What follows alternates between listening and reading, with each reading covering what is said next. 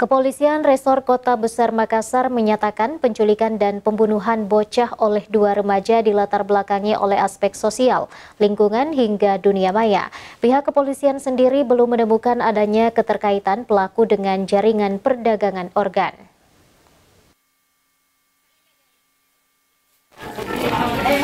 Polisi terus dalami kasus penculikan dan pembunuhan bocah berusia 11 tahun yang melibatkan dua pelaku yang masih remaja di Kota Makassar.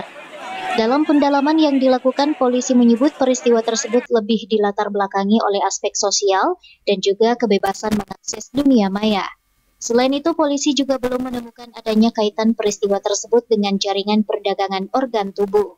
Pelaku dikatakan hanya coba mengakses situs perdagangan organ, namun ternyata hasilnya juga fiktif.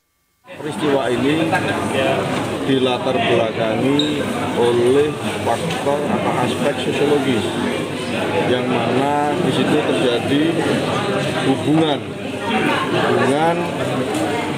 keluarga, hubungan lingkungan. Hubungan lingkungan ini sekarang ini sudah ditambah namanya hubungan dengan dunia maya.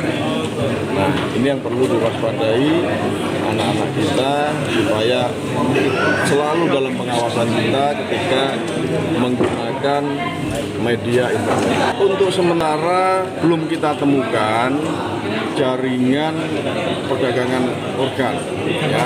Untuk sementara belum kita temukan karena hasil pemeriksaan kita, si tersangka ini baru mau coba-coba dan ternyata alamat yang dihubungi itu fiktif. Saat ini polisi masih menunggu hasil dari pemeriksaan psikologi terhadap pelaku yang diperkirakan rampung pekan depan.